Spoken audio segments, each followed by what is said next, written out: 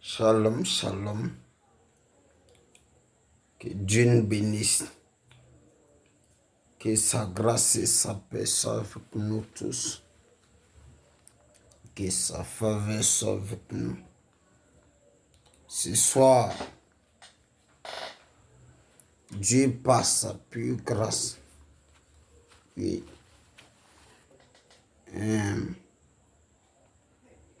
nous permet encore de parler de sa part. Parce qu'on est né pour ça. On est né pour adorer Dieu et le servir. Quand il est écrit, tu adoreras le Seigneur ton Dieu et tu le serviras lui seul. Oui, ce que je disais. Donc ce soir, je partage un thème et quelques points avec vous. Je parlais de ce soir de comment faire pour échapper aux pièges de l'ennemi en tant qu'enfant de Dieu chrétien. Comment faire pour échapper aux pièges de l'adversité, notre ennemi Satan. Bien-aimé, notre ennemi Satan n'est pas un plaisantin. Parce que souvent, nous les chrétiens, on pense que type là, il est venu jouer avec nous. Il est venu plaisanter avec nous. Il est venu vraiment jouer avec nous. Donc, on n'est pas bien conscient de ce qu'il est. On joue avec nos vies. On plaisante un jour. Satan n'est pas un plaisantin. Satan n'est pas venu caresser le monde. Il est venu pour nous tuer. Jean 10, verset 10. Le voleur Satan ne vient que pour dérober, gaucher, détruire. Et en face d'un adversaire si méchant, si collier, si rusé, comment se tenir pour le vaincre? C'est quoi ce soir je veux parler de comment faire pour échapper aux pièges de Satan, de l'ennemi. Ça veut dire il a beaucoup de pièges. Comment l'enfant de Dieu, les chrétiens, né de nouveau, appartenant à son Père Jésus-Christ. Oui, le Fils du ciel. Parce que nous, les enfants de Dieu, nés de nouveau, nous sommes les fils du ciel. Dans il est écrit, nous sommes dans ce monde, mais n'est pas de ce monde. Et étant sur terre, comment vivre, comment faire pour échapper au piège de l'adversité? Pour échapper au piège de Satan, l'ennemi, premièrement, le chrétien, l'enfant de Dieu, le fils de Dieu, doit marcher premièrement dans la vérité, la parole. Somme 2, non 26, verset 3. On va lire ça. Somme 26, 3. Qu'est-ce que la Bible, la parole puissante de mon Père Jésus nous dit? Car ta grâce est devant mes yeux et je marche dans ta vérité. C'est David qui parle. Il dit car ta grâce est devant mes yeux et je marche dans ta vérité. Ça veut dire je marche dans ta parole qui est la vérité. Donc, pour échapper au piège de Satan, le chrétien doit marcher dans la vérité de la parole. Jean 17, verset 17 aussi. Sanctifie-les par ta parole. ta parole, la vérité. Cela veut dire,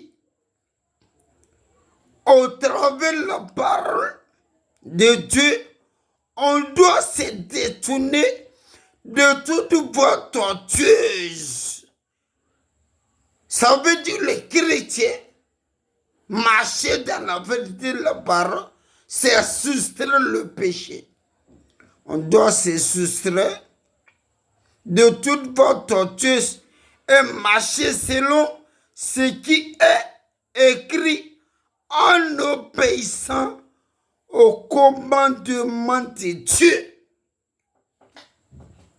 Marcher selon la vérité de la parole, c'est en effet se détourner de tous les voies tortueuses, souhaits sataniques, c'est se détourner du péché et marcher en obéissant la parole de Dieu. C'est l'obéissance, la pratique de la parole qui donne le chrétien né de nouveau d'échapper au pied du Satan. Ta parole, tu lumière mes pieds, m'éclaire sur mon chantier. Deutéronome 28, c'est aussi se débarrasser du péché qui nous enveloppe si facilement. Hébreux 12, 1. Marcher sur la vérité de la parole, c'est se débarrasser du péché qui nous enveloppe si facilement. Hébreux 12, 1. Oui. Mensonge au nez droit. Tout ce que Dieu n'aime pas. La chair fait. Il est écrit, ceux qui sont en Jésus ont crucifié la chair, ses passions, ses désirs. Un enfant de Dieu né de nouveau, il a revêtu la nature de l'homme nouveau. Ça, c'est débarrasser facilement du péché qui nous enveloppe si facilement. Très important. C'est loin du péché du mal. Quand nous prenons Romains 11, il est écrit, vous me regardez vous-même comme mort au péché et vivant pour Dieu en Jésus-Christ. Si on ne s'éloigne pas de ça, là. Péché même, c'est Satan qui a créé sa chose. 1 Jean 3, 8. Celui qui pêche du diable. Alléluia. Deuxième point. Donc, marcher sur la vérité. L'évangile, c'est s'éloigner du péché. Pratiquer sa parole. Deuxième. C'est confier à l'Éternel de tout son cœur. Oui. Notre Dieu, ce n'est pas un plaisantin. Non, je vais à l'église. Mon cœur là, j'ai donné 99%, un peu, sans la sabouti. Pour échapper au pied de Satan, il faut se confier à Dieu de tout son cœur, sans réserve. Psaume 26, 1 à 2. On va lire. Rends-moi justice éternelle, car je marche dans l'intégrité. David dit à Dieu, rends-moi justice, car je marche dans tes pas. Je marche droitement, et marche directement, et marche dans l'intégrité. Ça veut dire tout le cœur, la vie de David appartient à Dieu. Quand il dit je marche dans tes pas, ça veut dire tout mon nez c'est toi. Je me confie en l'Éternel. Je ne chancelle point. Il dit, sonne-moi, Éternel, éprouve-moi. Fais-moi passer au creuset mes reins et mon cœur. Ça veut dire, Dieu, dans mon cœur, ce qui n'est pas bon, fan de vie, ça. C'est un homme qui a consacré son cœur, sa vie, tout son être à Dieu. Pour échapper à Satan, il faut donner tout ton cœur à Dieu. Il faut te confier entièrement à Dieu. Ça veut dire Dieu doit ton tout. Sinon, l'autre, là, il est là, c'est Satan. Si tu fais 50%, il va occuper l'autre là. Il va mettre un gros pièce, il va te prendre. Oui. Se confier à l'Éternel veut dire mettre toute sa confiance en lui. Ça veut dire mettre toute sa confiance en Dieu. Avoir foi en lui. Ce n'est pas douter de lui. Se confier, ce n'est pas douter de Dieu. Avoir foi en lui, mettre toute sa confiance en lui. En effet, la confiance que nous plaçons en Dieu nous rend agréable en tout, nous rend agréable au Tout-Puissant. Hébreux 11:6. Or, sans la foi, on ne peut pas le plaire. C'est confier là. Mettre sa confiance en lui. Et quand nous faisons ça, les pièges tombent. Et quand Dieu plante tout en toi là, Satan vient n'a pas rentré. Mais qui vient, tu as donné 50%.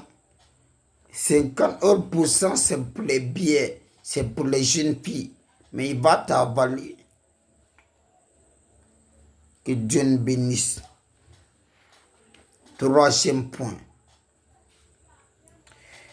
Évitez les mauvaises compagnies pour éviter les pièges de Satan là. Il faut éviter les mauvaises compagnies. Somme 26, 5 à 6. Somme 1, verset 1 à 3. 1 Corinthiens 15, verset 33.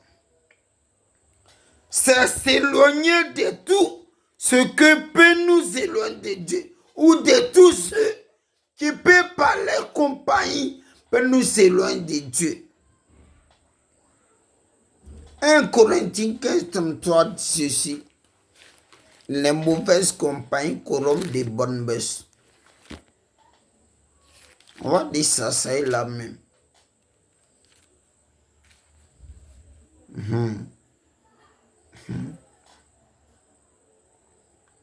Ne vous trompez pas. La mauvaise compagnie corrompt des bonnes mœurs. Tu es chrétienne. Tous tes amis sont des buveurs de bière. Tu ne les évangélises pas. Tous tes amis, tu es chrétienne. Tu as des amis païens. Tu pas tout le temps à causer des choses païennes. Mais ils vont t'évangéliser. Chacun a son père. Ils ont leur père. Est-ce que les pères vont te communiquer? Tu es enfant de lumière, tu veux quoi d'en bas là? Et puis bien la fait quoi toi? Non, j'assiste. Faut assister. Tu seras doyen, mais tu vas les enseigner ça. L'enfant de Dieu ne doit pas marcher avec tout le monde. Oui. Paul dit, éloigne le méchant du milieu de vous. Ça ne veut pas dire qu'il ne faut pas avoir mis pain. Mais quand tu lis ça pour amis, c'est pour les annoncer. Christ s'arrête là. Tu ne fais pas ce qu'ils font. Il est écrit, approchez-vous de ceux qui invoquent le Seigneur dès qu'il pur. Car si tu as les mauvaises compagnies pour amis, ils vont te piéger. Satan va t'avaler. Ils sont 1. Verset 1 à 3. Tu es là-haut. Tu es dans la Bible. Tu es là. On va lire ça même. Et ça sera trop intéressant. Il dit, heureux, tu es heureuse, tu es heureux, tu es content, tu as la joie, tu as la paix.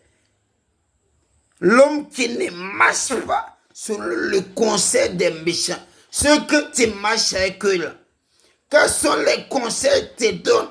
Car si te disent, c'est les pièges.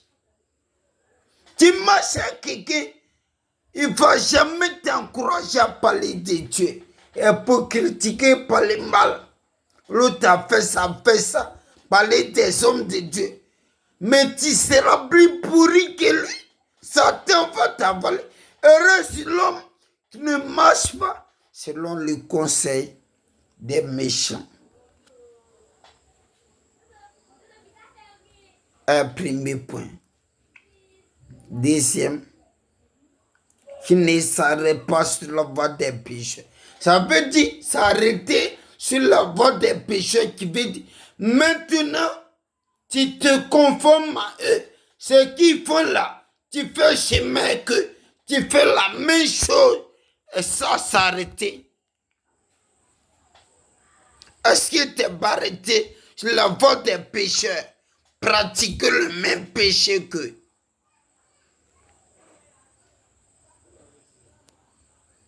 Et dernier point dit,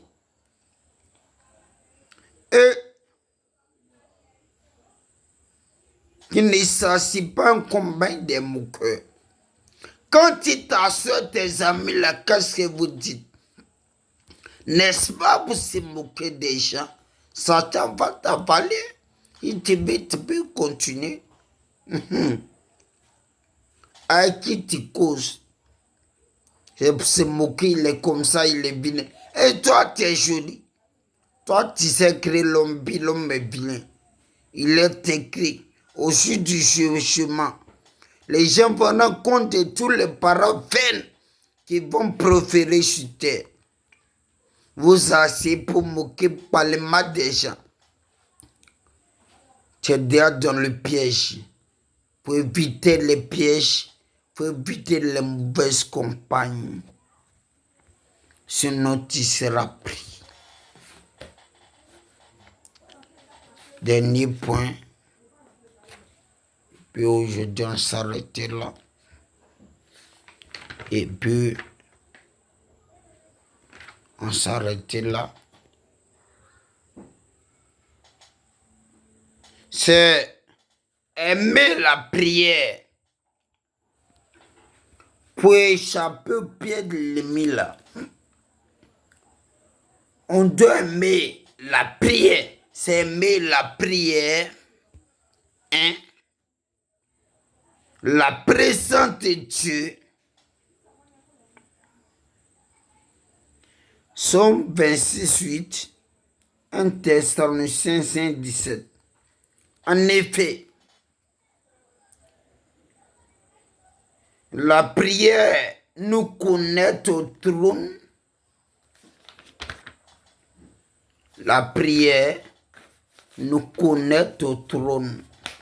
Oui, la prière nous connecte au trône de Dieu. Oui, c'est la prière que nous connecte au trône divin et nous donne la force d'obéir à la parole de Dieu. La prière nous connecte au trône de Dieu et nous donne la force d'obéir à la parole de notre Père. Et de demeurer dans la présence de notre Père. Celui qui prie beaucoup aime Dieu et les hommes. En vérité, quand tu pries beaucoup là, l'amour de Dieu vient, ça naît en toi quoi. Tu aimes Dieu et puis tu aimes tes frères. Mais s'il est question de la prière sanctifiée, en priant, tu dois te débarrasser de tout. La prière nous fait échapper les pieds de Satan. On va lire ce verset-là. Dans Somme 26, 8. Oui. Dans Somme 26, 8. Qu'est-ce que la parole de mon Père, de Jésus-Christ, nous dit? Éternel, j'aime le séjour de ta maison, le lieu où ta gloire habite. David dit, lui, quand dans la maison de Dieu, près lui, il est content. Le lieu où la gloire de Dieu habite. Là, il parle de la maison physique. Notre temple aussi est la maison de Dieu. Mais la gloire de Dieu peut habiter dans une vie, ne peut pas habiter dans la vie d'une personne qui ne prie pas, dont la prière nous fait échapper au pied de Satan. 1 Thessaloniciens 5:17 dit prier sans cesse. Je t'aime en même temps. Il reste un dernier point pour m'arrêter là, mais il termine. Et c'est très important. 5e point. Pour échapper au pied de Satan. Être un véritable adorateur de Dieu. Pour échapper au pied du diable, tu dois être un véritable adorateur de Dieu. Matthieu 4, verset 10. Jésus dit, retire-toi Satan, car il est écrit, tu adoreras le Seigneur ton Dieu et tu le serviras lui seul. Jean 4, 24, car Dieu est esprit, il faut que ceux qui l'adorent en esprit en vérité.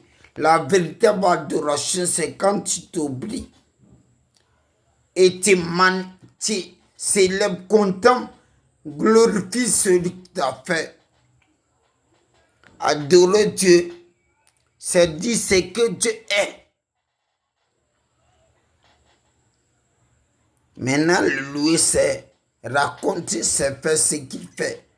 Donc, tu dois qualifier ton Père, notre vie de tous les jours, d'une vie d'adoration. Ça nous éloigne des pieds du diable. Jésus est un adorateur. Le Dieu, sujet.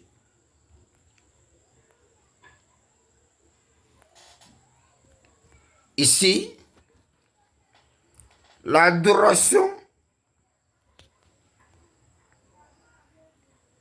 c'est exprimer tout notre amour pour Dieu. L'adoration, c'est exprimer tout notre amour pour Dieu. C'est l'offrir, ou bien c'est l'offrande, l'adoration. C'est l'offrande totale de tout son être à l'Éternel des armées. S'exprimer tout notre amour pour Dieu, c'est lui offrir totalement nos vies. Pour dire, sans toi là, je suis rien. Celui qui adore Dieu réussit le cœur du Tout-Puissant. Et l'Éternel lui fait grâce. En vérité, un véritable adorateur devient le cœur de Dieu. C'est offrir tout son être à Dieu. C'est exprimer tout son amour pour Dieu. Et lui dit, sans toi, je suis rien. Bien-aimé, voici quelques pièges pour échapper à l'œuvre de Satan. Que Dieu nous bénisse, sa grâce, sa paix soit avec nous. Toi qui vas écouter, il ne faut pas jeter ça. C'est la parole qui donne la vie, la délivrance, la liberté. Il t'écoute, tu peux avoir ton miracle, ta délivrance. Car Jésus lui-même hier, aujourd'hui éternellement. Dieu nous bénisse. Amen.